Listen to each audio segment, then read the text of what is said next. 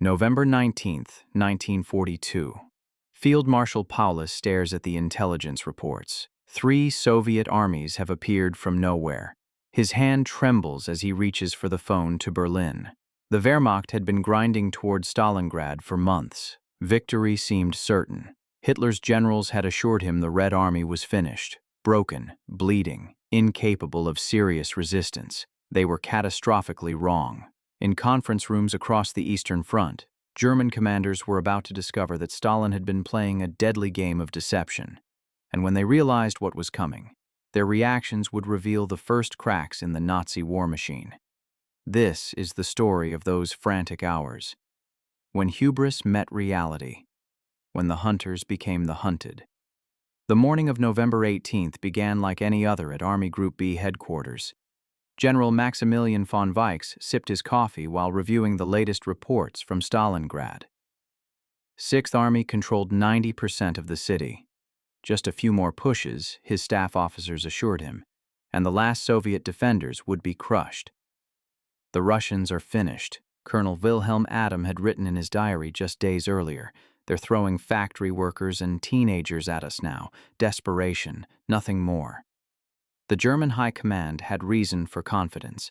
They'd destroyed entire Soviet armies that summer, captured hundreds of thousands of prisoners, advanced over 1,000 kilometers. In the situation maps at Hitler's headquarters, the red arrows of German advances dominated the entire southern Soviet Union. But there were signs, subtle ones. Reconnaissance pilots reported unusual train movements far behind Soviet lines. Radio intercepts picked up new unit designations. Romanian observers on the flanks mentioned increased patrol activity. Small things, easy to dismiss. General Friedrich Paulus, commander of the 6th Army, had actually raised concerns weeks earlier. The flanks, he'd pointed out, were held by Romanian, Italian, and Hungarian troops, allies with outdated equipment and questionable morale. Like a house built on sand, he'd told his aide. But Berlin brushed off his worries.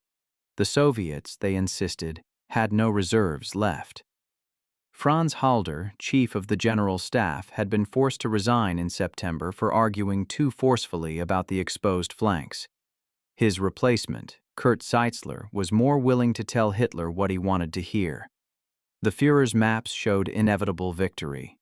Who was going to contradict them? November 19th. 5 a.m. Romanian 3rd Army positions. The earth shook. 3,000 Soviet guns opened fire simultaneously. The barrage lasted 80 minutes. When it stopped, the Romanian lines had ceased to exist.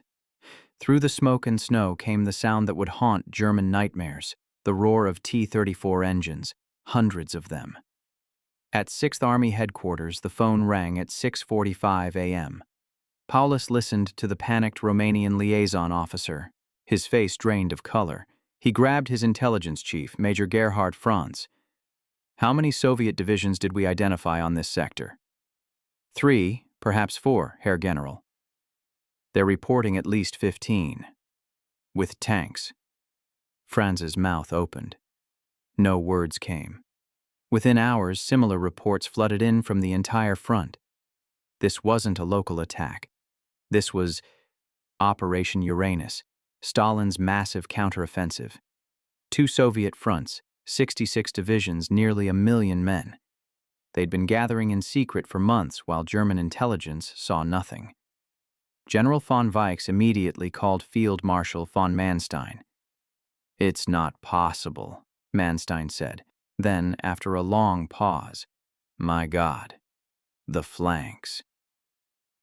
At the Wolf's Lair, Hitler's headquarters in East Prussia, the morning briefing started normally. Seitzler began describing minor actions around Stalingrad. Then an aide handed him a telegram. He read it twice. His hands began shaking. "Mein Führer, the Soviets have launched major attacks against Army Group B." Hitler's response was immediate. "Propaganda. Soviet desperation. Hold every position." But the telegrams kept coming. By noon, the Romanian 3rd Army had collapsed. The Italian 8th Army was under massive pressure. Soviet tank columns were racing through 60-kilometer gaps in the line, heading straight for Kalach, for the bridges, for the supply lines of the entire Sixth Army.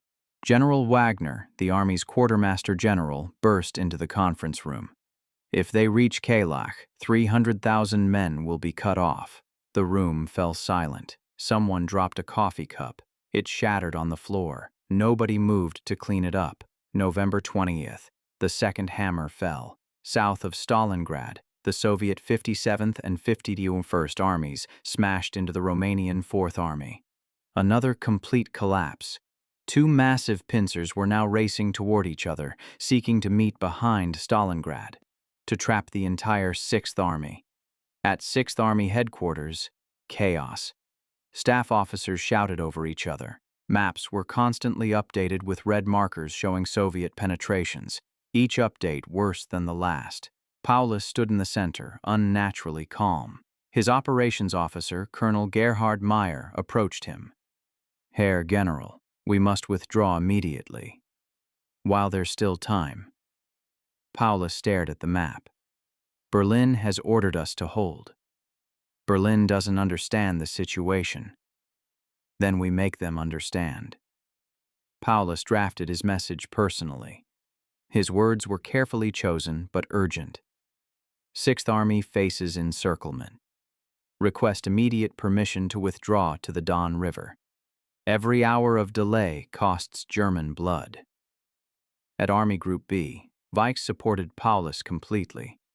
He added his own warning. If 6th Army doesn't move within 24 hours, it will be too late. The message reached Hitler at 2 p.m.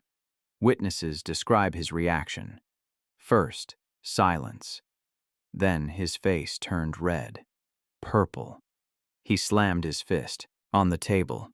"Paulus is a coward. The 6th Army will hold Stalingrad. I forbid any retreat." Zeitzler tried to reason with him.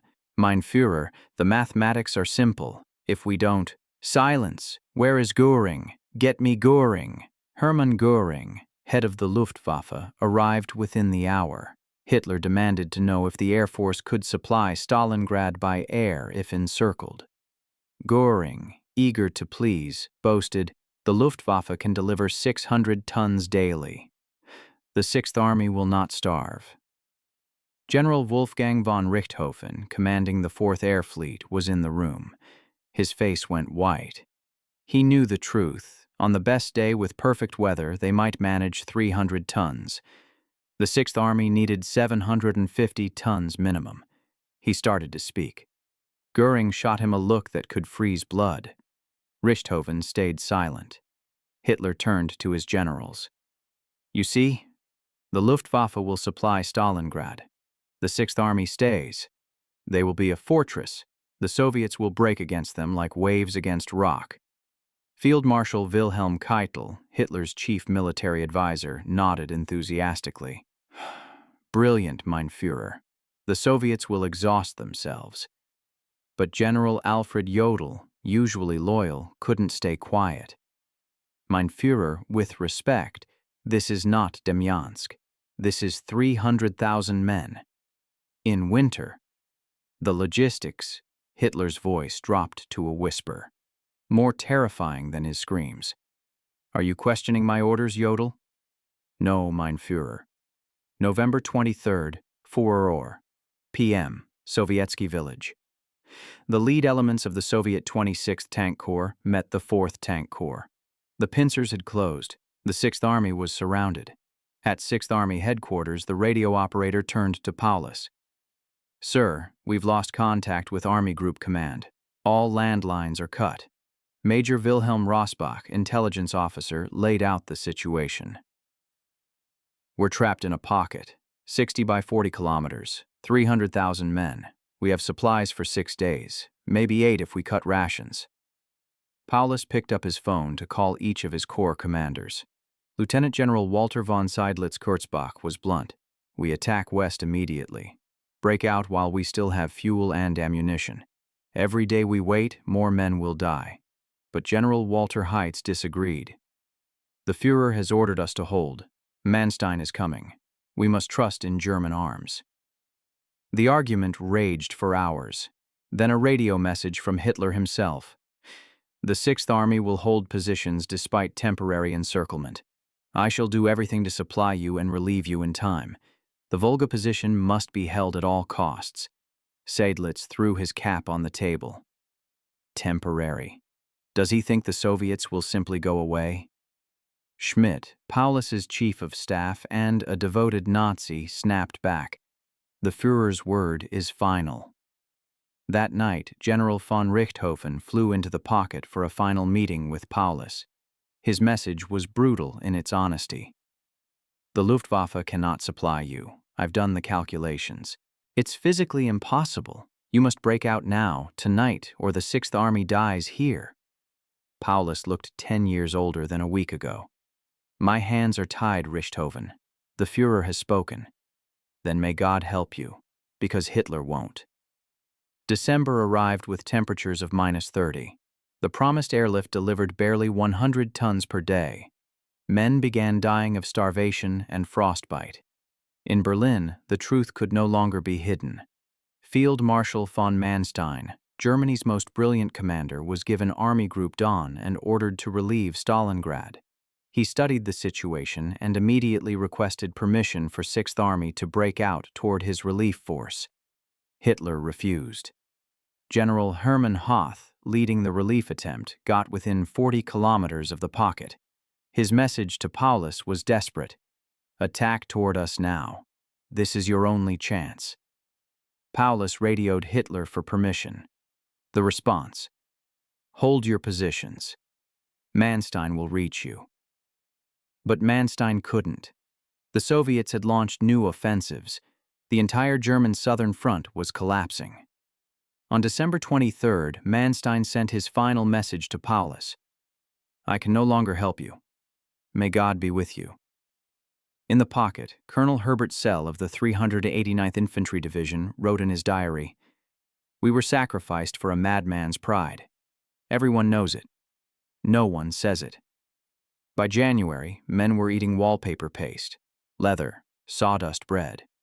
General reports to Hitler became increasingly desperate. Paulus himself radioed. 18,000 wounded without medicine. Troops without ammunition. No food for 4 days. Collapse inevitable. Hitler's response promoted Paulus to field marshal. No German field marshal had ever surrendered. The message was clear. But on January 31, 1943, Soviet troops entered Paulus's headquarters. The newly promoted field marshal looked at his adjutant. I am not going to shoot myself for that Bohemian corporal. When news of Paulus's surrender reached Hitler, witnesses say he stood motionless for a full minute. Then, he could have shot himself. He should have shot himself, like the old Romans. But he prefers to go to Moscow. What hurts me most is that I promoted him to field marshal yesterday. Zeitzler finally spoke the truth. Mein Führer, we identified the Soviet buildup. The signs were there. We chose not to see them. Hitler turned on him. They betrayed me. All of them. Paulus, the generals. They were weak. But in private, even the most loyal Nazis understood. General Walter Warlimont would later write, Stalingrad was the moment we knew, not just that we could lose, that we would lose, because our leadership preferred comfortable lies to uncomfortable truths. Of the 300,000 men trapped at Stalingrad, 91,000 survived to surrender. Only 6,000 would ever return to Germany. The story of those November days reveals the fatal flaw of all authoritarian systems. When truth becomes treason, disaster becomes inevitable. Hitler's advisors saw the catastrophe coming. Some tried to prevent it, others stayed silent. But in those crucial 72 hours when the trap was closing, the words they spoke and didn't speak sealed the fate of an army, and perhaps the war itself.